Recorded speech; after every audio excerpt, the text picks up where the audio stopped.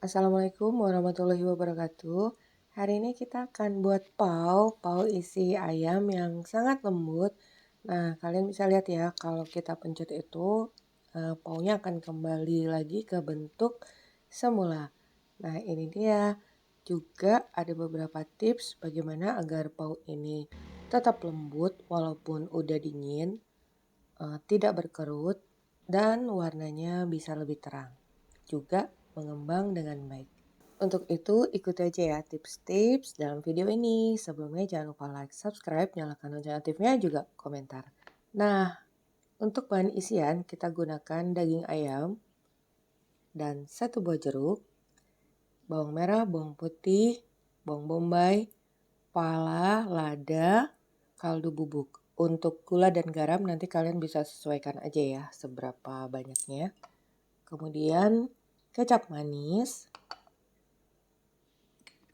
minyak wijen, kecap ikan. Kalau nggak ada kecap ikan bisa diganti dengan kecap asin, lalu saus tiram. Jadi ini rasanya khas oriental banget ya. Oh ya, dan maizena. Nanti maizenanya kita encerkan sedikit dengan air. Ini bawang-bawangannya kita tumis dulu sampai layu dan berbau wangi. Nah, kalau udah wangi, masukkan daging ayamnya. Oh ya, sebelumnya daging ayamnya kalian potong kotak-kotak kecil, kotak-kotak baby gitu. Karena rasanya akan berbeda jika kalian menghancurkan dengan ayam yang digiling ataupun yang disuir. Lalu masukkan pala, lada, kaldu bubuk, kecap manis, kecap ikan, minyak wijen, dan saus tiram. Untuk kecap ikan dan saus tiram ini rasanya asin ya. Jadi untuk penambahan garam itu bisa kalian kira-kira sendiri, juga gula. Karena tadi kita udah menggunakan kecap manis. Nah, ini kita aduk terus sampai matang dan mengering. Kalau udah mengering seperti ini ya, kita masukkan cairan maizena. Tadi maizenanya campurkan dengan sedikit air. Kemudian aduk lagi sampai matang mengering seperti ini. Kalau udah, kita singkirkan dulu dan lanjut untuk pembuatan bahan paunya. Di sini kita gunakan tepung terigu protein rendah, kemudian gula pasir, lalu garam, ragi instan. Untuk ragi instan ini 1 sendok makan full. Kalau kalian mau timbang itu 8 gram ya. Dan air susu hangat. Nah, sekarang kita siapkan wadahnya dulu. Kemudian kita masukkan tepung terigu. Kalau ini terlalu banyak, kalian mau buat setengah, artinya semua bahan kalian bagi 2 ya. Kemudian ragi instan dan gula. Gula dulu tadi, ragi instan, kemudian garam. Ini kita aduk dulu sampai semuanya tercampur merata. Kalau udah tercampur rata, kita masukkan air susunya. Ini 1 gelas 200 ml ya, nanti mama ditambahkan. Nah, masukkan dulu 200 tapi pastinya akan kurang. Ini mama ditambahkan lagi. Sekarang kita aduk dulu. Nih, pastinya masih banyak tepung yang kering, belum tercampur. Dan kita tambahkan 50 ml dulu ya. Jadi 250 udah masuk.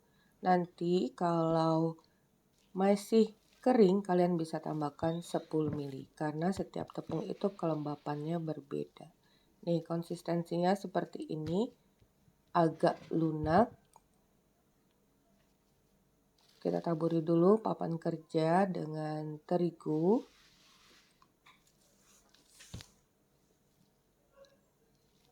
Ini akan kita haluskan dulu. Caranya seperti ini. Ringan aja. Kalian pasti akan merasakan adonannya ini masih kasar, nih bisa dibantu dengan scraper dan masih melekat pada papan kerja. Sekiranya udah mulai setengah halus, kita akan tambahkan dengan margarin. Nah, pada tahapan ini, kalian jika ingin hasil pau ini lebih terang dan terlihat putih, jangan gunakan margarin karena margarin ini berwarna kuning ya. Kalian ganti dengan shortening atau mentega putih, juga bisa diganti dengan minyak sayur. Karena di sini Mama nggak punya shortening, juga minyak sayur kehabisan. Jadi terpaksa menggunakan margarin, tapi rasanya tetap enak dan lembut. Jadi ingat ya, di sini satu tipsnya. Nah, ini setelah kita campurkan tentunya sampai merata tadi margarinnya kurang lebih 3 menit dan ini terus kalian gulung-gulung seperti itu sampai terasa halus. 5 menit lebih bagus, santai aja. Nah, lebih cepat lagi kalau kalian menggunakan mixer ya. Nih, jadi kurang lebih 5 menitan. Caranya seperti ini, kalian bisa lihat sudah tidak melekat lagi di papan kerja. Seperti ini ya. Kita gulung memanjang, ini udah halus, adonannya udah halus, tapi tidak perlu sampai window pane ya, nggak seperti membuat roti. Jadi cukup kurang lebih 5 menit kalian gulung-gulung seperti tadi.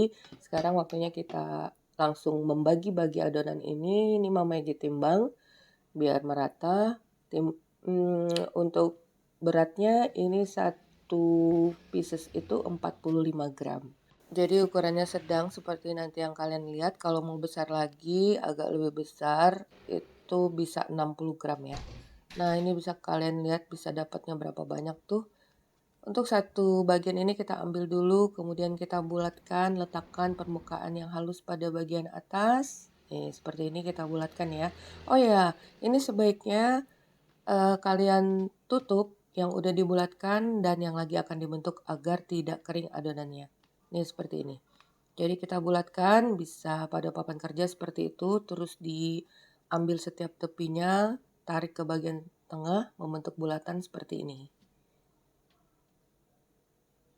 Nah, lakukan semuanya sampai selesai kita bulat-bulatkan. Kalau udah selesai, langsung juga kita ambil dari adonan pertama yang dibulatkan. Jadi semuanya secara berurutan.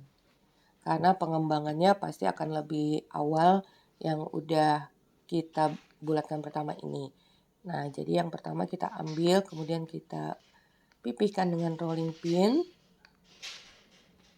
Seperti ini, tidak terlalu tipis atau terlalu tebal. Kemudian setiap bagian tepinya kalian tipiskan. Caranya seperti ini.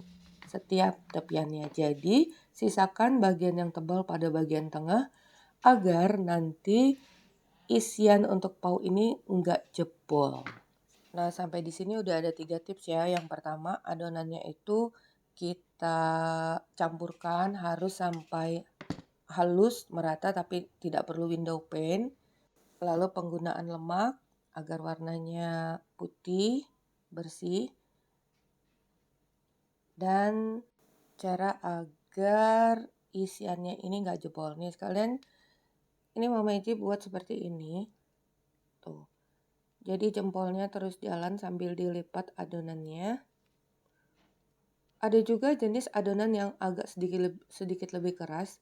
Kalau adonan itu sedikit lebih keras, kontur bentuknya itu akan lebih nyata terlihat. Tapi tentunya teksturnya juga akan lebih sedikit keras ya. Nih dipelintir aja seperti ini. Kalau untuk bentuk sih sesuai selera aja, bisa bulat polos juga bisa ya. Nah kalau ini udah ada beberapa, kita letakkan di dalam wadah. Boleh kukusan dimsum, boleh kukusan biasa, sama aja. Dan jangan lupa ditutup. Lanjut kita pipihkan kembali. Nah, pengembangan adonan pau ini biasanya lebih cepat mengembang. Jadi kalau kira-kira udah sebagian itu yang udah kalian bentuk udah mulai agak mengembang, kalian udah bisa siap mengukus. Jadi siapkan kukusan. Ini udah disiapkan kukusannya, nyalakan aja dulu dengan api yang kecil. Karena kalau kita masukkan adonan pau ini, kukusannya udah harus panas. Jadi masa pengembangan sebelum dikukus itu nggak lama, kurang lebih hanya 10-15 menit. Nah, ini yang pertama, caranya kita jepit menggunakan ibu jari terus keliling ya. Ibu jarinya terus ikut. Nah, seperti ini ya, adonannya kan banyak nih. Setelah Mama Eji membentuk kurang lebih itu ada 8 buah, yang udah dibentuk ini udah mulai mengembang. Nah, jadi siap yang udah mengembang ini nanti akan segera kita kukus terlebih dahulu. Nah, ini bentuknya udah jadi. Nih, jadi satu mau dibentuk bulat biasa aja, biar lebih dramatis lagi seperti yang abang-abang jual. Jadi bisa beri perwarna, dititik-titikin aja. Padahal isinya sama aja, ayam-ayam juga. Nah, di sini Mama Eji menggunakan kukusan dimsum.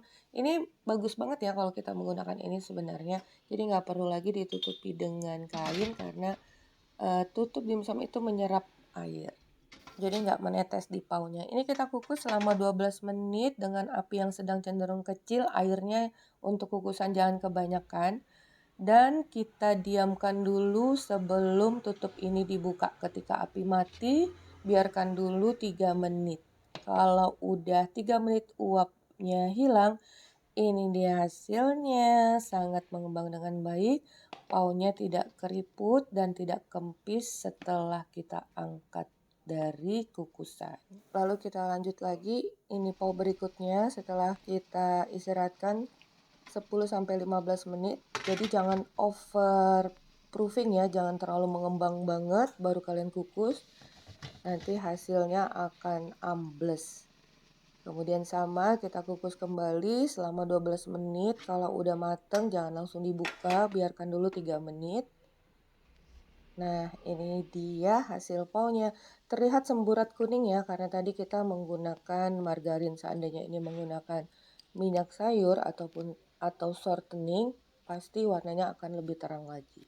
Nih, ini dia hasilnya, sangat halus dan lembut. Tuh.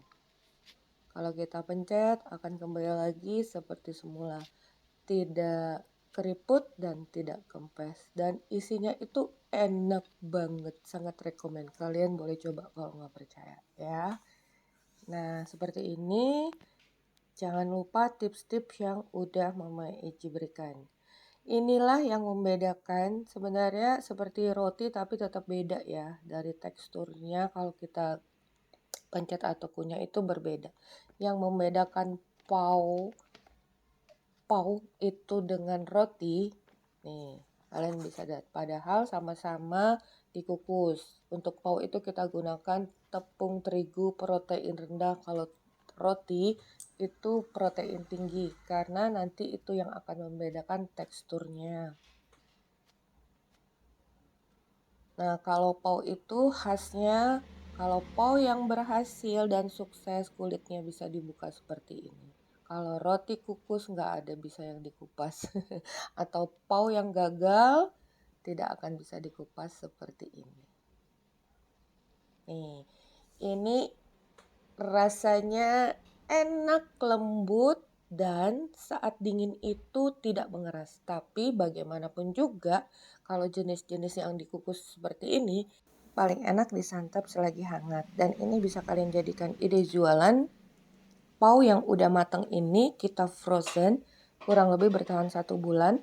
Kalau ingin dihidangkan, kalian biarkan dulu di suhu ruang dan dikukus seperti biasa. Jadikan ini ide jualan kalian. Oke, sampai di sini dulu resep kita hari ini. Semoga bermanfaat. Bertemu lagi di resep Mama Eji berikutnya. Thank you for being with me today. Assalamualaikum warahmatullahi wabarakatuh.